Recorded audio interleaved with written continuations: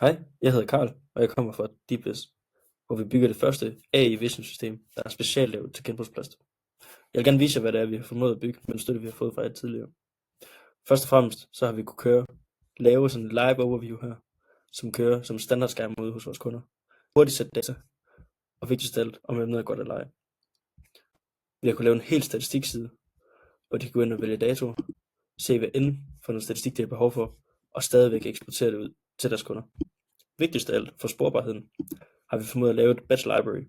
Det betyder, at de kan vælge deres purchase orders, batchesne derunder, og de kan gå ind og se et hvert billede, om den er approved, og med hvilken confidence score. De kan stadigvæk gå ind her og medsende det her som en rapport for hvert enkelt batch. Samtidig har vi fået systemet til at køre i fuld produktionshastighed.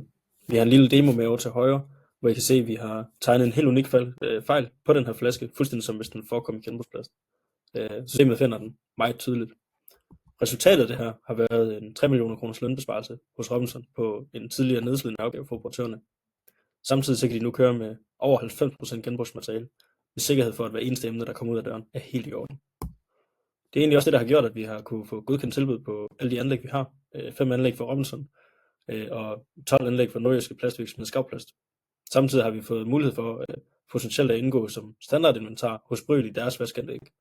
Vi vil rigtig gerne servicere de her kunder, både vores egne og selvfølgelig også automationshusene her i Nordjylland, fordi vi tror på, at det kan give dem en reel konkurrencefordel. Men det kræver et mere robust system og et system, der kan omkonfigureres.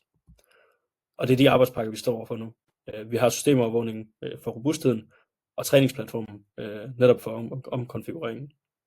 Det er både bekræftet af Christian Christensen ude fra Bryl System, som er teknisk direktør og de tekniske direktør for Robinson.